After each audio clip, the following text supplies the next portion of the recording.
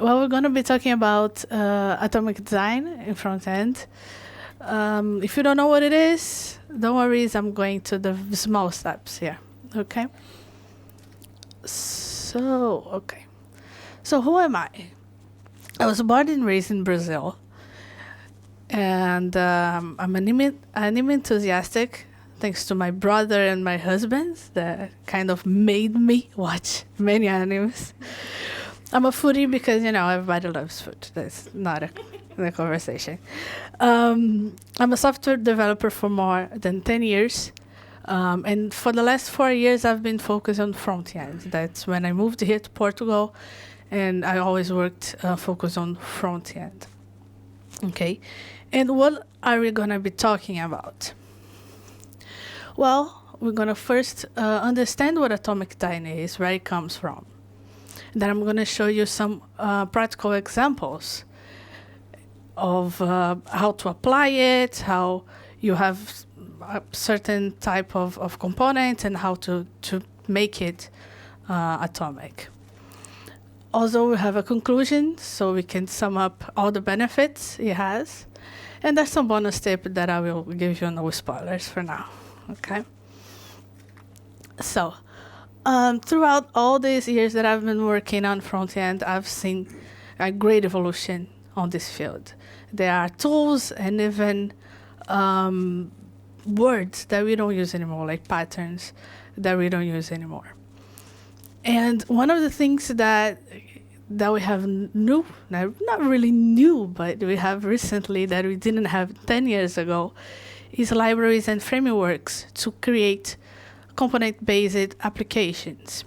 And as you can see in this graphic, it's still growing. Okay, but of course, all changes, all solutions always come with a challenge. Nothing is perfect. And in this case, the challenge we have is, what is a good component size, right? So how should I organize my components, and how can I improve the reusability? And atomic design is here to help us exactly with that. So atomic design, it consists in 5 distinct stages: atomic, molecules, organisms, templates, and pages. I don't know how you guys went on your chemistry classes, but here's how it is. Atomics are very small particles, I would say. And when you combine atoms, we have molecules. And when we combine molecules, we have organisms. All right? So this concept came from Brad Foster. He noticed that when we create an interface, we are always working with a small thing. We always are styling an input. We are always styling a button. And from that, we create a form for a login form.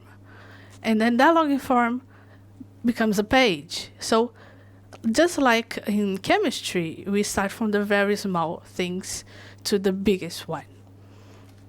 Okay? So let's see how these stages work. Atoms, they are not very usable. They are the smallest possible UI item on your page. So we have like a form label, we have an icon, we have an input, we have a button. And when we look at these and I have this input, we don't know what we're gonna type here. I mean, this is just an input. A button, what happens if I click it? It's just not useful at all, right? But when it comes to molecules, we start to combine those atoms. And then we have something that makes sense. So now I know I have to enter my email here. And if I click in this button, I will be logging in. So things start to combine and start to make more sense. And here on organisms, I combine my molecules to have a relatively complex component, which is a full feature. It's a full header or a full logging feature. I can log in with my email password or use GitHub, Facebook, or any other. We also have templates. That's the fourth stage. Basically, we have some organisms already in there, like in this case the header, and we have spaces where we're going to fill it later, like a frame. All right? And in pages is our latest stage. It's what we actually want to achieve. It's the page that the designer designed, and we're going to use the template and fill it with those organisms. All right? So, if you look at this, you can see that we have our system. This is fully development. Developers would be interested in. But the product part, which is the template and the pages, this is what our client, what the client wants to know. That's what he wants to approve. Okay? And just to make things clear, when we are working atomic design, we don't have to create all atoms and then all the molecules and then all. It's not necessary. Okay? If we get a page, you look and be like, hey, this is an atom. And you create that atom. Then you go to the other page, this atom I already have. I need to create this one. But you don't have to have everything created to then get to the page stage. Okay? Now let's go to practice. Let's see how this works in the real world with the simple components like this. So you get your designer or page design from your designer, and we see that these three UI pieces look a lot like together. So what you decide to do? They look alike. I want to make things reusable. I'll do this. I'll create these awesome components to render all in one. And you just don't understand what it does. Because there's a lot of code, there's a lot of ifs, there's a lot of complications, just unnecessary complications. And you can argue that, okay, you're using divs and span, this doesn't make it helpful to read. Fine, so let's do this. Now you know there's a column, there's a name, there's appointment, and it is still hard to maintain. Right? So, what do we do? It becomes one of those things that I think if a programmer and you have worked, maybe not in front-end even, but there's also that piece of code that when you have to work on it, it's like, here we go again. You know, that code, it's just. And this is one of the things that we become that. If you have to find a bug or maintain anything, it take you a lot more time than it should. And to render any of those components, you need to know what properties to pass, because they receive a lot of properties to render different things. And this is the perfect match. You need to pass this information, you get that one. You need to pass that information, you get the other one. But what happens if you mess up? This is what happens when you mess up. This is not what we want. So even to use the component, it's cumbersome, it's complicated. Okay? So how does it should be? This is how it should be. I have one component, and it does just that. It handles one component, one UI. This is simple, this is straightforward, it's one responsibility. Okay? And you're wondering, okay, but how did we get there? Because this clearly is not an atom. Let's see how we get there. I had to create 4 atoms, all right? So the first item is a tag wrapper, which is basically the background. And the second one is a column. As we said, atoms are very small things and not useful. This one is only used for positioning. That's why there's nothing in here. There's no colors, no borders, it's just positioning.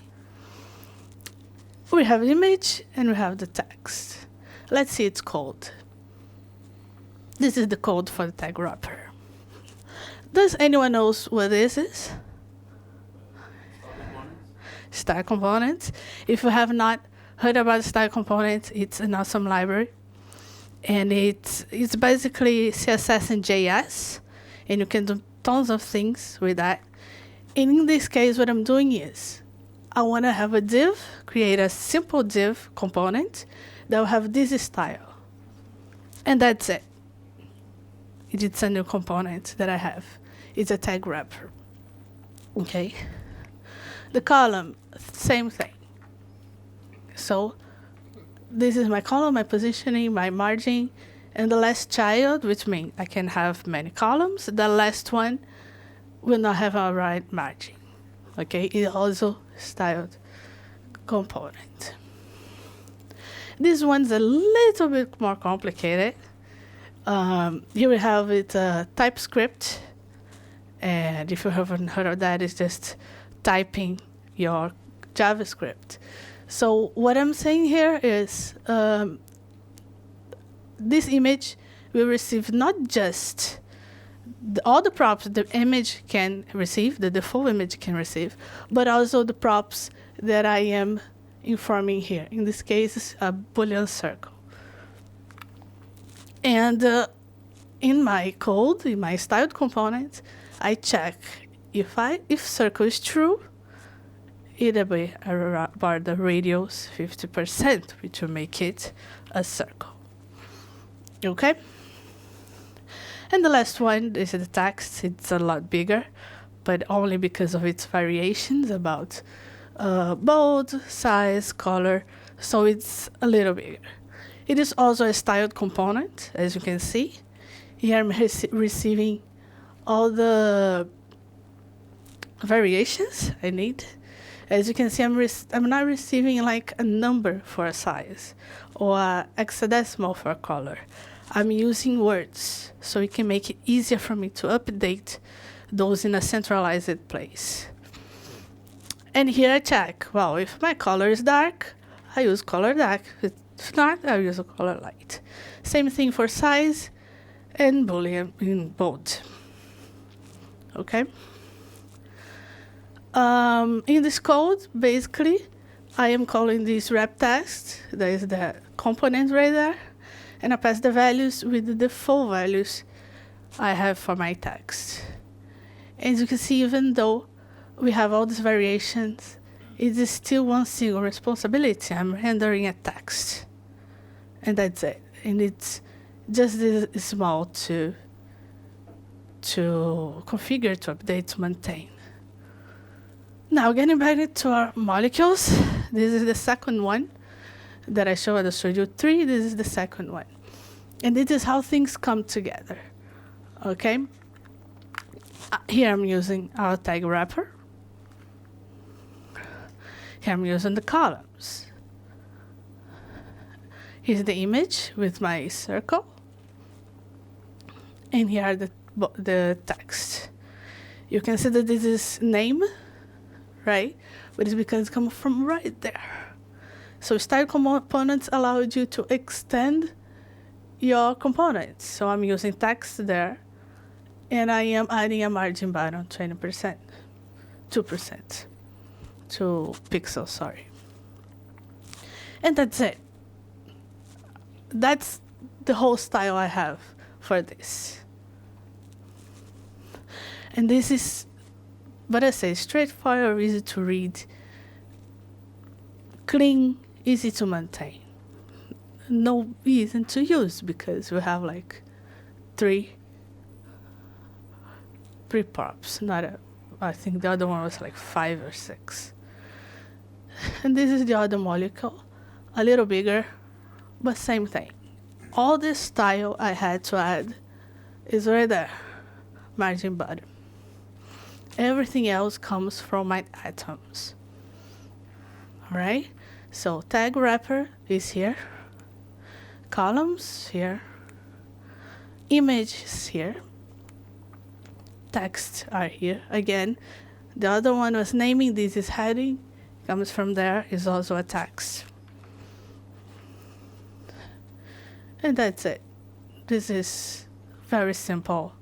As you can see, no distractions, no ifs. And from molecules, you go for organisms. Also very small. In this case, I don't even have a style. All right. So I'm using title here. In this case, title is an atom. And so yes, I can use atoms in my organisms, it's fine. And this is our molecule, which will be rendered as many users I have.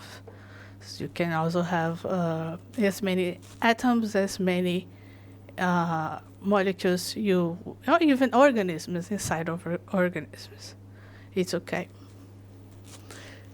And from that, templates. And as we showed before, templates holds places for you to fill it later, right? So in this case, we have content and heading to be filled. But we already have the footer. We don't need to have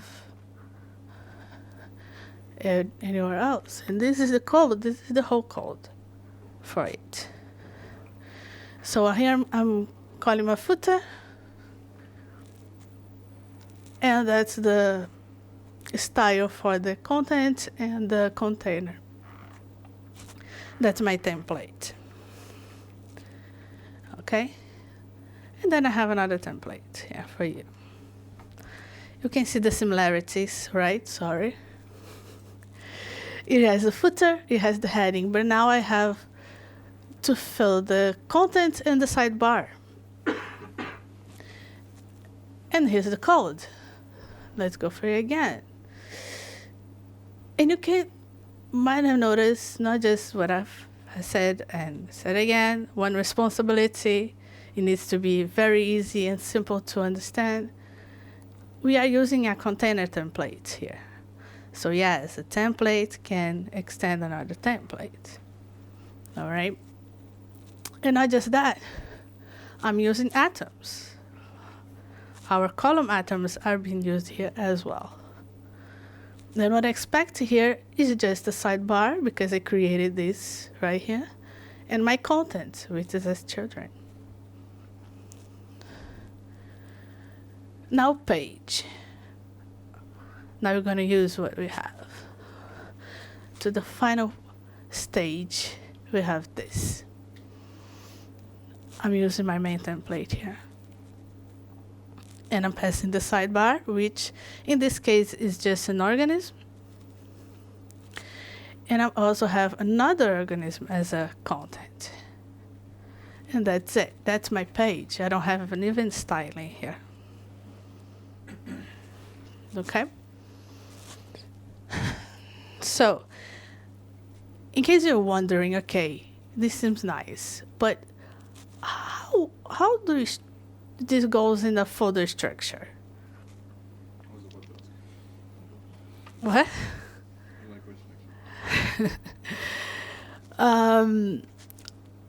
So this is an example of our little project in the folder structure.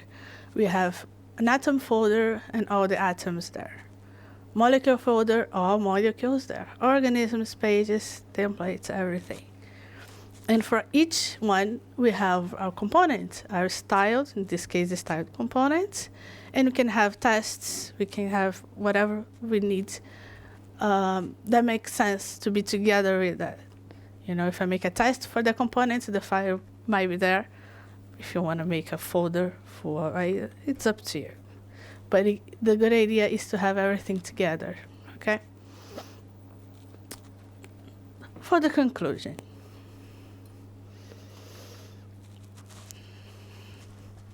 Just a second. As you can see, the code is easy to read. It's very small. It has one responsibility. So it's easier to maintain as well. If you have a bug, it's easy to find. If you have to add something, it's easy to add. Also, it improves reusability because as a single responsibility, you know what you have, how you're going to use it, right? And it improves our development speed. Also, it improves consistency because everything is centralized. So if I have an input and that input has a border, I don't know, gray, and then you click it, it's red, it'd be like this in your whole project. And if you need to change it, you change it in one place. Okay? We have better organization because this organization is not open for interpretation. If it's very small, it's an atom. If you combine atom, it's a molecule. If it's combined molecule, it's an organism, and so on. So it's not like what I think the best category is. It is what it is. Okay? Team collaboration. Improves team's collaboration because when we get a page, a design, a mock-up to work on, it doesn't need to be one person to do all the job. You can break it. You're like, you do the molecule, you do the organism, and you go to atoms. You work on this molecule, you work on the other molecule, and then you just get it all together to become a page. You don't need to be the same person to work on that. And the most important part is that atomic design is a guide, not a rule. What does it mean? I always believe that there's no bulletproof for a project. I wish there was something that would work in every project, but that's not the case.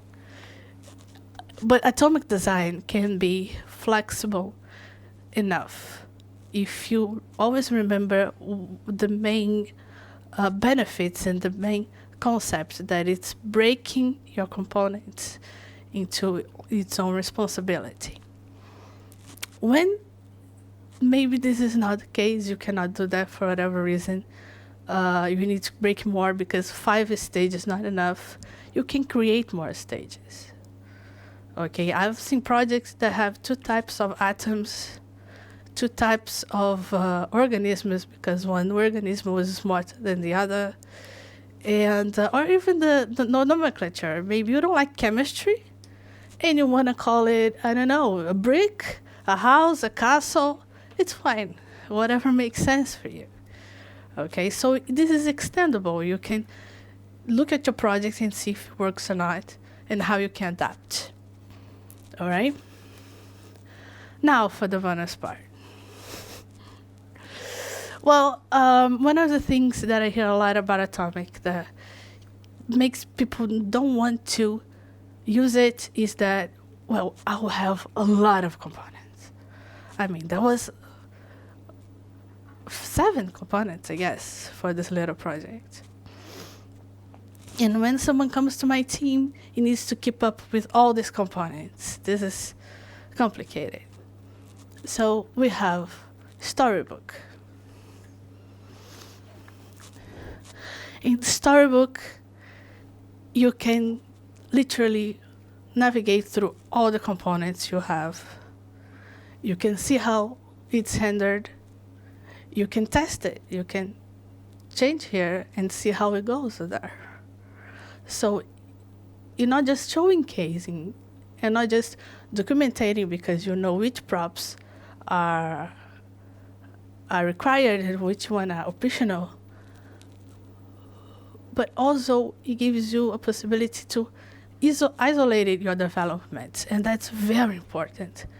And as a simple example, if you create a component with position absolute, right, and it's inside a page that its parent is a position relative, it might look perfect. But if you reuse it in another page that doesn't have a parent with position relative, the positioning will not work. They will break. That's context. This is a simple example of context. So when we create components isolated, we don't have to worry about what's around, what kind of CSS it is inheriting or anything. It is fully isolated. And even though it looks awesome, we'll be like, okay, it's one more thing I need to program. That would take like ages. No, it will not. This is 18 lines of code, and you have the exactly screen. So what I'm doing here, I'm telling you where I want it to be placed in my storybooks. I'm telling them the component is that one, use the tag details. And here, it starts to know which props it uses. You create your example, you pass the default properties, and that's it. And that's it. I don't need to rewrite nothing. Right here, I have an example. With this one, you can see I have even a folder and more examples, like example variations. And it is all done in a file like this. Okay, it has a lot of other features and other plugins that can even improve this experience. So that's my bonus step. So any questions? Thank you.